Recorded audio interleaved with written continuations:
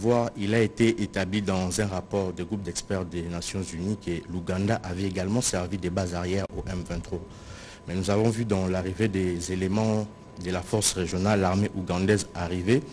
Qu'est-ce qui fait que le gouvernement congolais continue de faire confiance à l'armée ougandaise alors qu'il a été établi qu'il y a eu aussi collaboration entre l'Ouganda et le M23? Bon, écoutez, il y a des difficultés évidemment sur ces sujets-là, parce que lorsque vous regardez par exemple les tweets du fils du président Museveni, ça ne concerne pas que la RDC, hein, ça concerne les Kenyans.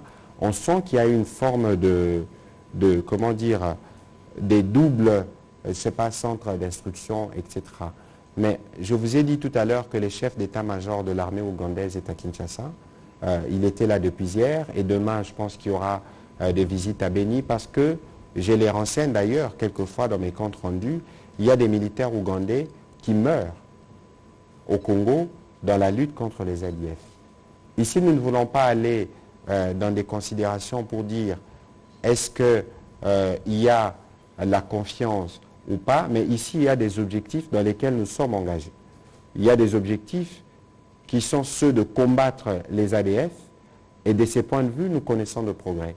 La difficulté, lorsque vous combattez des terroristes comme les ADF, c'est que lorsque vous connaissez des progrès, ils viennent en représailles en s'attaquant à des paisibles populations, et lorsqu'ils commettent ces massacres, ces crimes odieux, ils s'assurent d'en faire une large publicité.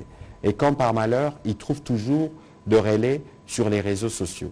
Sur les processus de la force régionale, évidemment, il y a des parlatitudes, il y a des appréhensions à notre niveau, mais ici, il y a des engagements qui ont été pris au niveau régional, et que chaque pays doit s'assurer de sa part de responsabilité. Je pense que toutes ces questions ont figuré dans l'agenda des discussions entre les deux chefs d'état-major généraux, parce qu'il est question de dissiper toute forme de malentendu pour nous assurer que nous atteignons l'objectif principal qui est celui de combattre les ADF d'une part et celui de s'assurer que l'Ouganda assume sa mission dans le cadre de la force régionale pour le retour de la paix dans la partie est de la RDC. Voilà, on va prendre la question. Allez-y, venez, notre ami de la prospérité. Patrice Boto, ce sera au prochain briefing, sûrement mercredi. J'ai vu Gustave Kalenga.